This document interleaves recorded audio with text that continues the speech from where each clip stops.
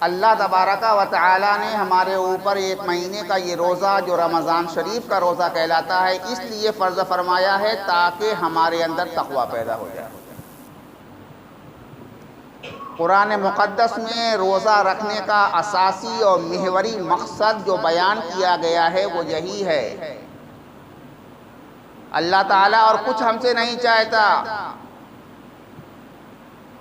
بس یہی چاہتا ہے کہ روزہ رکھ لو، ایک مہینہ کا ایسے انداز سے روزہ رکھو کہ تمہارے اندر تقوی پیدا ہو جائے۔ اور گزشتہ جمعے کے خطاب میں نے تقوی کی بڑی مختصر سی تشریح کر دی تھی۔ ایک حدیث میں فرماتے ہیں اللہ کے نبی صلی اللہ تعالیٰ علیہ وسلم کہ یہ ضبط نفس اور خواہشات پر کنٹرول رکھنے کا مہینہ ہے، اور لوگوں کے ساتھ ہمدردی اور غمگساری کرنے کا مہینہ ہے۔ انسان جب بھوکا پیاسا رہتا ہے تو اس کو غصہ آتا ہے،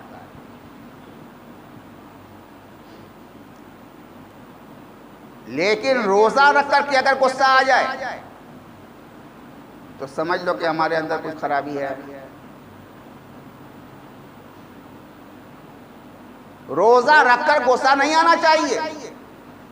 اللہ کے رسول فرماتے ہیں کہ یہ صبر و ضبط کا مہینہ ہے، اپنے اوپر مکمل کنٹرول رکھنے کا مہینہ ہے، غصے کو پی جانے کا مہینہ ہے، لوگوں کے ساتھ رحم و کرم کا سلوک کرنے کا مہینہ ہے، لوگوں کے ساتھ ہمدردی اور غمگساری کرنے کا مہینہ ہے، اچھی اور میٹھی بات بولنے کا مہینہ ہے، اچھے کام کرنے کا مہینہ ہے، برائیوں سے بچ کر کے رہنے کا مہینہ ہے۔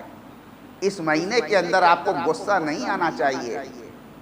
الحمدللہ الحمدللہ ثم الحمدللہ، ہمارے اندر، ہمارے معاشرے کے اندر ایک بہت بڑی اصلاح آئی ہے جس کا ہم احساس کر سکتے ہیں کہ ہمارے بچپن میں رمضان آتا تھا تو لڑائی بہت ہوتی تھی، بہت گلی گلی لڑائی ہوتی تھی، بے بات کی لڑائی ہوتی تھی، اور بات بات پر لڑائی ہوتی تھی۔ الحمدللہ ثم الحمدللہ لوگوں کو علماء کرام نے اس کے بارے میں اتنا سمجھایا ہے، بجھایا ہے، اور روزوں کو خراب کرنے سے بچنے کی اتنی تاکید کی ہے کہ الحمدللہ اب لوگ بات بات پر لڑائی نہیں کرتے اور بے بات کی لڑائی نہیں کرتے، بلکہ ہر کسی قسم کی کوئی لڑائی نہیں کرتے۔ الحمدللہ اسی طرح سے ہم کو اللہ تعالیٰ ان چیزوں پر قابو رکھے، قائم رکھے، قائم و دائم رکھے۔ یہ بہت بڑی اصلاح ہوئی ہے۔ اللہ تبارک و تعالیٰ سے دعا ہے کہ اللہ تبارک و تعالیٰ اسی طرح سے ہم کو رمضان کے فضائل کو سمجھنے کی توفیق عطا فرماتا رہے۔ تو ضبط نفس اور کنٹرول کا یہ مہینہ ہے، اور کنٹرول اسی طرح سے ہوگا کہ اگر نیچا اونچا دیکھو تو آنکھ بند کر لو، اپنی زبان کو خراب مت کرو، اپنے وجود کو خراب مت کرو، اعراض کرو، چشم پوشی کرو، درگزر کرو۔ حلم و نرمی، چشم پوشی اور درگزر ایک ایسی چیز ہے کہ پتھر کا کلیجہ بھی موم ہو جاتا ہے اس سے، پتھر کا کلیجہ بھی موم ہوتا ہے۔ بس انسان اپنے اندر یہ مادہ پیدا کر لے کہ ہم نرمی کا برتاؤ کریں، ہم چشم پوشی اور اعراض سے کام لیں گے، لوگوں کے گناہوں کو، لوگوں کی بری حرکتوں کو بھی معاف کریں۔ اگر آپ نے ایسا سلوک کیا تو ایک مرتبہ انسان سوچنے پر مجبور ہو جائے گا کہ ہم تو ہر برا کام، برا سلوک ان کے ساتھ کرتے ہیں، لیکن کسی چیز کا یہ جواب ہی نہیں دیتے، سب معاف، سب کو ہنس کر کے ٹال دیتے، سب کے ساتھ نرمی کا برتاؤ، سخت سے سخت معاملات میں بھی جو ہے ہمیشہ نرمی کا سلوک کرتے۔ تو یہ ایک ایسا رویہ ہے کہ اس کی بنا پر انسان کا دل اگر پتھر کا بھی ہے تو موم کا بن جائے۔ اسی کی طرف اشارہ کرتے ہوئے والد محترم نے اپنی مثنوی میں ارشاد فرمایا ہے کہ علم و نرمی، چشم پوشی درگزر، موم ان باتوں سے پتھر کا جگر۔ حلم و نرمی چشم پوشی درگزر، مومن باتوں سے پتھر کا جگر۔ پتھر کے جگر کو پھر موم اگر بنانا ہے تو نرمی اختیار کرو۔ صبر و ضبط سے کام لو، روزے کو خوبصورت بنانا ہے، روزے کو خداوند قدوس کی بارگاہ میں قابل قبول بنانا ہے تو ہمیں صبر و ضبط سے کام لینا ہوگا۔ اور ہمدردی اور غمگساری کا بڑا درس دیا گیا ہے حدیثوں کہ یہ مہینہ جب آ جائے تو لوگوں کے ساتھ حسن سلوک کرو، ہمدردی کا سلوک کرو، غمگساری سے کام لو۔ اگر قابل مدد ہے انسان تو اس مہینے میں اس کی مدد کرو۔ آپ کے دروازے پر کوئی حاجت مند آ جائے تو اس کی حاجت روائی کرو۔ نگاہ اٹھا کر کے دیکھو کہ ہم اچھی اچھی سحری اور افطاری تو کر رہے ہیں، لیکن کوئی ایسا تو نہیں ہے کہ ہمارے ران پڑوس میں اس کے پاس نہ سحری کا کوئی انتظام ہے نہ افطاری کا کوئی انتظام ہے، تو اس کا کچھ انتظام کرو۔ یہ بھوکوں کو کھانا کھلانا کوئی معمولی کام نہیں ہے۔ اللہ کے رسول صلی اللہ تعالی علیہ وسلم نے جس بات کی ایمان کے بعد سب سے زیادہ ترغیب دی ہے تو وہ یہی ہے کہ بھوکوں کو کھانا کھلاؤ، حاجت مندوں کی حاجت روائی کرو۔ اور سن لو، ایک حدیث میں اللہ کے نبی نے یہ بھی فرمایا ہے کہ اگر آپ بھرے پیٹ سو گئے لیکن آپ کے پڑوس کا کوئی انسان بھوکا ہے اور خدا نخواستہ بھوک کی وجہ سے وہ مر گیا تو اس کے علاقے کے سارے لوگوں سے اللہ تبارک و تعالی گرفت کرے گا کہ تمہارے درمیان رہ کر کے انسان کیسا بھوکا مر گیا، تم لوگوں نے اس کی خبر گیری نہیں کی۔ یہ بہت بڑا جرم ہے۔ تو رمضان میں اللہ کے نبی صلی اللہ تعالی علیہ وسلم نے خاص ہدایت ہمیں عطا فرمائی ہے کہ یہ غمگساری اور لوگوں کی مدد کرنے کا مہینہ ہے، زیادہ سے زیادہ جو ہو سکے کرو۔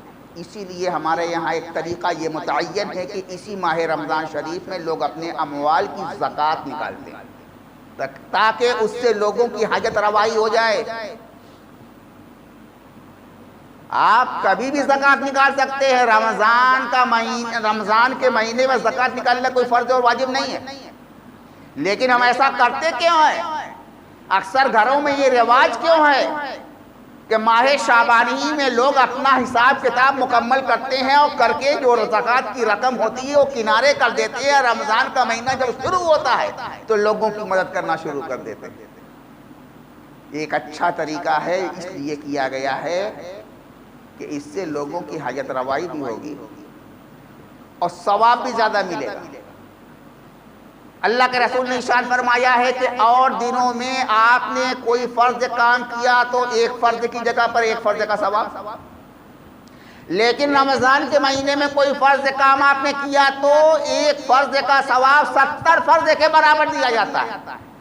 اللہ اکبر، کام وہی ہے، اور مہینے میں کرو گے ایک نیکی کا ثواب ایک نیکی کے برابر، لیکن رمضان میں وہی نیکی آپ نے کی تو ایک نیکی کا ثواب 70 نیکی کے برابر، تو 70 گنا ثواب بڑھا دیا جاتا ہے رمضان شریف کے اندر۔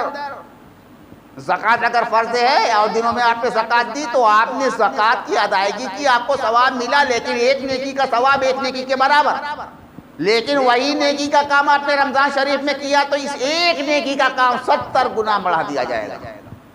یہ خاص بات ہے جس کی بنا پر لوگ رمضان شریف کے مہینے میں اپنے زکوٰۃ کی ادائیگی زیادہ کرتے ہیں۔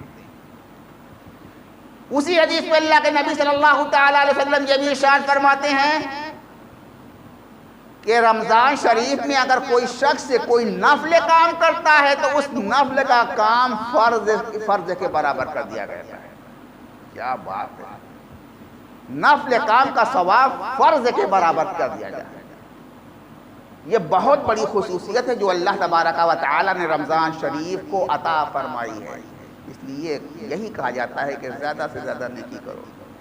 ثواب کی برسات ہو رہی ہے، اللہ کی نوازشیں بے انتہا ہیں، رحمت بھی برس رہی ہے، اللہ کی طرف سے مغفرت بھی ہو رہی ہے، اور جو لوگ جہنم کے حقدار ہو چکے ہیں اگر سچے دل سے توبہ کریں تو انشاءاللہ تبارک و تعالی جہنم سے ان کو آزاد بھی کر دیا جاتا ہے۔ 3 بڑے کام ہیں جو اللہ تبارک و تعالی ہر رمضان کی رات میں اپنے اعلان کے ذریعے سے کہا کرتا ہے کہ آ جاؤ میری بارگاہ میں، آ جاؤ جہنم جن کے اوپر واجب ہو گئی ہے، اللہ کی بارگاہ میں آ کر کے اس مہینے میں دعا کرے تو اللہ تبارک و تعالی اس کی دعا کو قبول فرمائے گا، گناہوں کو معاف کرے گا اور جہنم سے اس کو آزاد کر دے گا۔ کتنی بڑی خصوصیت ہے اللہ نے اس ماہ مبارک کے اندر جو رکھ دی۔ تو بڑی نیکیوں اور برکتوں والا مہینہ ہم لوگوں کے اوپر سایہ فگن ہے، کیا کیا بیان کیا جائے۔ اللہ نے اتنا کچھ رکھ دیا ہے اس ماہ مبارک میں کہ اگر ہم 30 دن لگاتار اس کے فضائل بیان کرتے رہے پھر بھی حق ادا نہیں ہو سکے گا جو اللہ نے اس کے اندر رکھا۔ بس ہمیں یہ چاہیے کہ بہتر سے بہتر اپنے روزے کو بنائیں، صرف بھوک پیاس کا روزہ نہیں ہونا چاہیے، کچھ نیکیاں بھی ضرور آپ کرتے رہیے، نیکیاں کماتے رہیے، ثواب حاصل کرتے رہیے۔ اور میں نے جو بات کہی اس میں خاص بات یہ ہے کہ اپنے غریب پڑوسیوں کا لحاظ بھی کیجیے، نگاہ دوڑائیے، وہ آپ کے دروازے پر آئیں گے نہیں آپ کے دروازے پر، آپ کو خود اندازہ لگانا ہے کہ کون کس پوزیشن میں ہے۔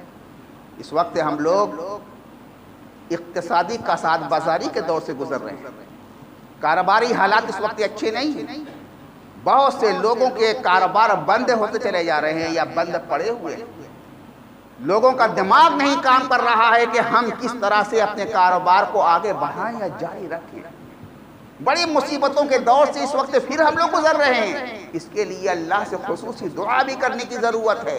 اور جو لوگ صاحب استطاعت ہیں اللہ تبارک و تعالی نے ان کو اس لائق بنایا ہے کہ دوسروں کی خبرگیری کر سکیں تو ان کی خبرگیری بھی ضرور کریں، ان کی خبرگیری بھی ضرور کریں۔ یہ اتنا بڑا کام ہے، اللہ تبارک و تعالی اس کام سے اتنا خوش ہوتا ہے، اتنا خوش ہوتا ہے کہ بہت سارے گناہ بھی معاف ہو جاتے ہیں اور ثواب میں بے انتہا اضافہ بھی ہوتا چلا جاتا ہے۔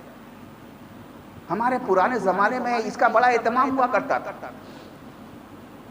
ایک طریقہ یہ بھی تھا کہ رمضان شریف میں غریبوں کی افطار کرنے کا انتظام ہوا کرتا تھا اور لوگ اپنے اپنے گھروں سے افطار کا سامان بھیج دیا کرتے تھے کہ لوگ مسجد میں بیٹھ کر افطار کریں، افطار کرنے کے بعد نماز پڑھیں۔ پہلے زمانے میں بہت تھا، ہر مسجد میں تھا۔ اس کا ایک فائدہ بھی یہ بھی تھا کہ یہ راستہ چلتے پھرتے مسافر بھی اگر کسی مسجد میں چلے گئے تو ایسا نہیں ہے کہ پانی سے افطار کر کے ان کو نماز پڑھنا پڑے، ان کے لیے افطاری کا انتظام ہوتا تھا۔ لیکن چونکہ اس سے مسجد میں بہت گندگی ہو جاتی ہے تو بعض لوگوں نے کہا کہ ارے کیا فرق پڑتا ہے، اب ایسی بات نہیں ہے، لوگ افطار کر کے آیا کریں۔ اب جس مسجد کا جو انداز ہے، انتظامیہ کا جو فیصلہ ہے، اس کے مطابق عمل ہوتا ہے۔ میں اس میں کوئی مداخلت نہیں کرتا، لیکن اتنا عرض ضرور کروں گا کہ اس سے بہت سے لوگوں کو افطار کرنے کا ثواب ضرور ملتا تھا۔ اس ثواب سے لوگ محروم ہو گئے۔ کیا ہے، ایک پلیٹ آپ نے گھگنی بھیج دی مسجد میں، جتنے لوگوں کو ایک ایک دانہ بھی ملا ہے تو روزہ جتنے روزہ رکھنے والوں کو وہ ملا ہے اتنا ثواب آپ کے اعمال میں بڑھ جائے گا۔ ایک بڑی نیکی سے اپنے آپ کو محروم نہیں کرنا چاہیے، لیکن مسجد میں جو اس کے آداب ہیں اس کو بھی ملحوظ رکھنا ضروری ہے۔ مسجد کی حرمت کی پامالی نہیں ہونی چاہیے، چھوٹے چھوٹے بچے آ کر شور نہ مچائیں اور گندگی نہ پھیلائیں، اس کا بھی لحاظ کرنا چاہیے۔ یعنی ہر چیز کے اندر سلیقہ پیدا ہونا چاہیے، سلیقہ کے ساتھ اگر اس کام کو انجام دیا جائے تو اس میں اللہ تعالیٰ نے بڑی برکتیں رکھی ہیں۔ اور سلیقہ بہت بڑی چیز ہے، سلیقہ بہت بڑی چیز ہے۔ یہ سلیقہ جس کو آ گیا سمجھ لو اس کی دنیا بھی سدھر گئی اور آخرت بھی سدھر گئی، اور بے سلیقہ انسان کچھ نہیں حاصل کر سکتا، وہ اجڑ اور گنوار کا گنوار ہی رہتا ہے ہمیشہ۔ تو ہر چیز میں سلیقہ ہونی چاہیے، ہر چیز کے اندر وزاداری اور رفقہ ہونا چاہیے۔ اسلام نے اس کی بڑی ہی سخت تاکید کی ہے۔ سلیقہ سیکھو۔ دیکھو ایک مثال دیتا ہوں، لوگ بیمار ہوتے ہیں، محلے کا عطائی ڈاکٹر کے پاس جاتے ہیں، بڑی بے دردی سے کبھی کبھی اس کے ہاتھ سے موت ہو جاتی ہے، کہتے ہیں اس کے اوپر الزام چلا جاتا ہے کہ ڈاکٹر کے پاس لے گیا اور اس نے پتہ نہیں کون سی دوا دے دی کہ آدمی مر گیا، بے سلیقہ مر گیا۔ موت جب آنی ہے تبھی مرے گا انسان، ایک سیکنڈ نہ پہلے مرے گا نہ ایک سیکنڈ بعد مرے گا، اس پر تو ہمارا ایمان ہے نا۔ لیکن الزام ہم کس کو دیتے ہیں؟ ڈاکٹر کی کوتاہی پر کہ بے سلیقہ اس نے جو ہے علاج چلایا، مر گیا۔ اور اسی مریض کو سب سے ہائی فائی اسپتال میں لے گئے اور لاکھوں کا علاج کرایا، وہ بھی مر گیا۔ ڈاکٹر کو کوئی الزام نہیں دے گا، بہت سلیقے سے علاج کیا تھا۔ کہیں گے بہت سلیقے سے علاج کیا تھا، بہت ہائی فائی انتظام تھا، دوائیں تھی اچھی سے اچھی، آلات اچھے سے اچھے تھے، کسی قسم میں کوئی کوتاہی نہیں تھی، بہت سلیقے سے مرا۔ تو سلیقے سے مرا، پیسہ بہت سا لگا مگر سلیقے سے مرا۔ پیسہ کچھ نہیں لگا، الٹی پلٹی دوائی پڑ گئی، بے سلیقہ مر گیا، ہوتا ہے یہی۔ تو سلیقہ سیکھو، سلیقہ سے جیو۔ میں سلیقے سے مرنے کی بات نہیں کرتا، ابھی سلیقے سے جینا سیکھو۔ اسلام کی تعلیمات کا اگر بنیادی خلاصہ دیکھا جائے تو وہ یہی ہے کہ ہر چیز میں وہ ہمیں سلیقہ بتاتا ہے، بہترین انداز، نہایت اونچے معیار کے ساتھ زندگی گزارنے کا سلیقہ بتانے والا دنیا میں کوئی اگر مذہب ہے تو اس مذہب کا نام مذہب اسلام ہے۔ اس کی آبرو رکھنا ہماری ذمہ داری۔ بس انہی باتوں پر اپنی گفتگو کو ختم کرتا ہوں۔ وآخر دعوانا الحمدللہ رب العالمین۔